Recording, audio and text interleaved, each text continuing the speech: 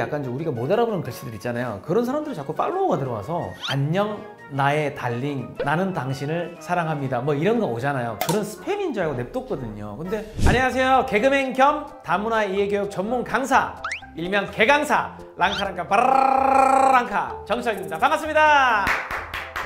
예!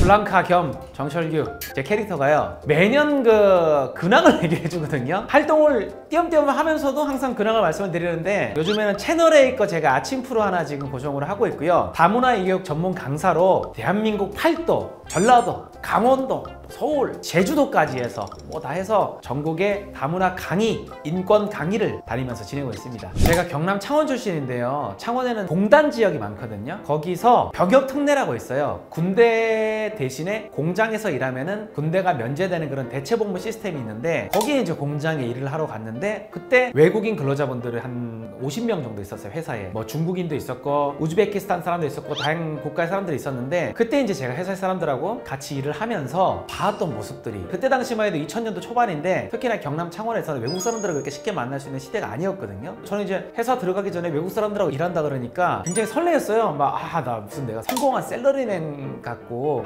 무슨 글로벌 회사에 취직한 느낌도 들 것 같고 그래서 막 출근하면 외국 사람들하고 이제 막 그 나라 사람 말도 배워보고 막 되게 재밌게 지내봐야지 하고 딱 출근을 했는데 그게 제가 생각했던 아름다운 모습들이 아닌 거예요. 반말하고 회사 사람들이 막 욕도 하고 심지어 캔도 하는 사건들이 뭐 몇 번 생겼었거든요.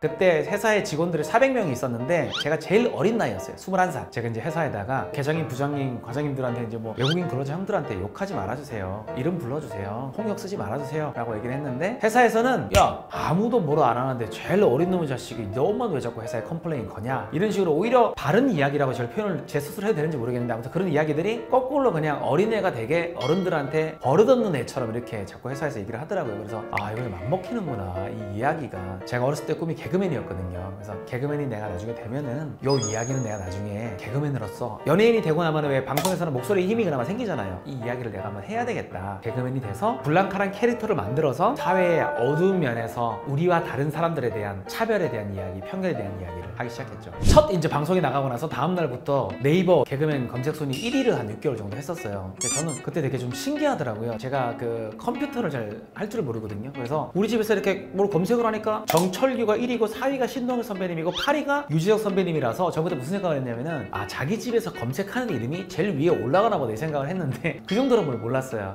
그리고 회사에서 3년 동안 봐오던 그 사람들의 모습과 그 사람들의 목소리라서 이걸 이제 진정성 있게 이런 사회 부조리를 얘기를 하자는 취지였지 저는 이게 그렇게 웃기다는 생각을 못 했거든요. 근데 사람들이 그 좋아해주고 그 캐릭터가 재밌다고 하면서 이제 1위가 되다 보니까 좀 창원에서 그때 올라와서 2달 만에 그렇게 된 거거든요. 그래서 어안도 벙벙했고 믿기지도 않았고 더더욱더 제가 그걸 현실을 잘 체감을 못했던 게 저는 그때 1위를 하고 막 신인상공을 받고 할 때까지도 남영동 쪽에 거기에 24만 원짜리 그 하숙집에 살았었어요. 나가서 제가 무슨 뭐 번화가를 다니면서 이런 뭐 인기를 체감할 그런 시간도 없었고 그래서 대박 날 줄 알았던 것도 아니었고 그 인기에 대해서 실감도 잘 못했던 것 같아요. 동기들하고 있으면 좀 민망한 얘기긴 한데 일단 저희 동기들이 정말 대단한 우리 형 친구들이고 너무 잘 됐어요. 뭐 안상태형, 장동민 형, 유상무, 유세윤 그리고 홍인규, 황현희, 대범이 형, 강유미, 안영미, 최정아 누나 대학로에서 뮤지컬까지 잘하시는 분이 계신데 다 잘 되셨는데 그때 제가 좀 이렇게 감사하게도 그 타이밍에 제가 좀 이렇게 빛을 많이 발하던 시기였나 봐요. 그래서 그때 신인상 후보가 4명 정도 올라갔는데 5명이 올라갔나? 근데 이제 세윤이도 올라갔었는데 세윤이가 떨어지고 저하고 어벙이 형하고 이제 유민가? 이렇게 아마 신인상을 받았던 걸로 기억을 하죠.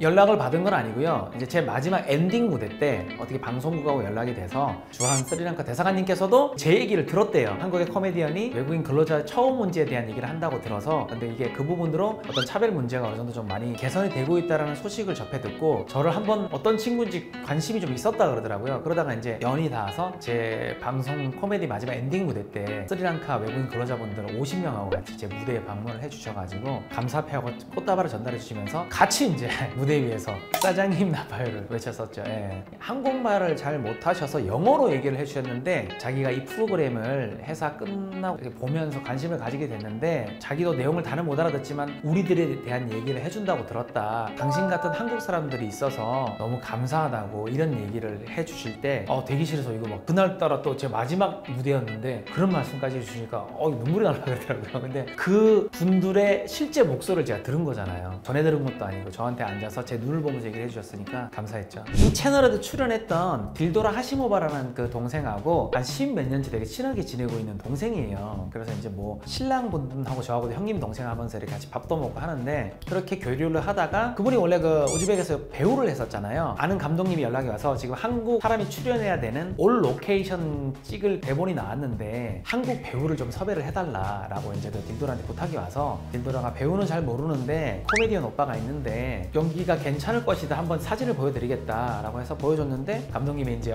다음 주 한국 들어갈 테니까 직접 한번 만나보고 판단하자라고 해서 만났죠. 카페에서 만났는데 그 사람은 한국말 전혀 못하는데 저를 딱 보자마자 눈빛이 변하면서 뭐 얘기하는데 보니까 마음에 들어하는 것 같더라고요. 그래서 내가 도라에 뭐라 그러니 하니까 오빠 3주 뒤에 촬영팀 들어오면 촬영하자는데요? 이러더라고요. 그래서 이제 한국에서 그때 한 달 정도 촬영을 해서 그때 이제 제가 주인공으로 들어가가지고 되게 감사하게도 제가 우즈베키스탄 말을 잘하는 게 아니라 거기 드라마는 더빙 문화라서 제가 이제 한국말이나 영어로 표현을 하면 거기에 더빙이 입혀져가지고 좀 편하게 촬영을 했던 것 같아요. 네, 우즈베키스탄에서 뉴스, 예능, 드라마 뭐 다 포함해가지고 시청률 1위를 했다 그러더라고요. 예. 어느 날 우즈베키스탄 글씨들이 약간 좀 우리가 못 알아보는 글씨들 있잖아요. 그런 사람들이 자꾸 팔로워가 들어와서 안녕 나의 달링 나는 당신을 사랑합니다 뭐 이런 거 오잖아요. 그런 스팸인 줄 알고 냅뒀거든요. 근데 영상 전화들이 막 오는 거예요. 그래서 왜 자꾸 이런 사람들이 나한테 전화를 하지 했더니 알고 보니까 우즈벡에 이제 방송이 나가고 그 사람들이 제 인스타를 찾아서 연락을 하더라고요. 그래서 내가 우즈벡 말은 못하지만 팬 서비스 차원에서 한번 받아보자고 영상 통화를 받으면 그 여성분들이 쑥스러워서 끊어버려요. 예, 그래서 그런 전화 몇 번 그때 이제 이게 방송이 나가고 반응이 오는구나 알게 됐죠. 그때가 2019년도예요. 훨씬 전부터 있었죠. 딜도라도 그 한류 때문에 한국에 결혼을 하러 왔고 그때 그 천국의 계단을 보고 한국 사람들은 다 이제 뭐 권상우처럼 생겼을 것이다 라는 이제 생각을 하고 왔다 그러더라고요. 예. 아살라말레이쿰. 이 장면이 좋겠어요. 창원에도 많이 갈 텐데 창원 얘기도 나오지 않을까? 나오나? 김영식이. 네? 그래. 한국 이름 지었구나. 김영식. 그래. 김영식. 김용식 팀장 알아요? 그거는 김장 아니고 내가 친구. 아, 김용식이 친구였어요? 그래.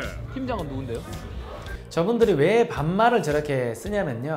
저분들이 들은 말들이 반말이에요. 그래서 이런 부분도 어떻게 보면 제가 공장에서 일하면서 봐놓으니까 다 반말하니까 이분들도 한국말을 그렇게 배우는 거예요. 그래서 이게 웃으면서 볼 수 있지만 현장에서 저는 직접 봐왔던 사람으로서는 우픈 이야기죠. 반말이나 욕을 들으면서 한국말을 배워놓으니까 저렇게밖에 쓸 수 없는 거예요. 오늘은 외국인 연기를 하다가 실제 우즈베키스탄의 시청률 1위인 드라마의 주인공으로 캐스팅된 참 동화 같은 이야기죠. 를 해봤는데요. 제 이야기가 마음에 드신다면 구독과 좋아요 부탁드리겠습니다.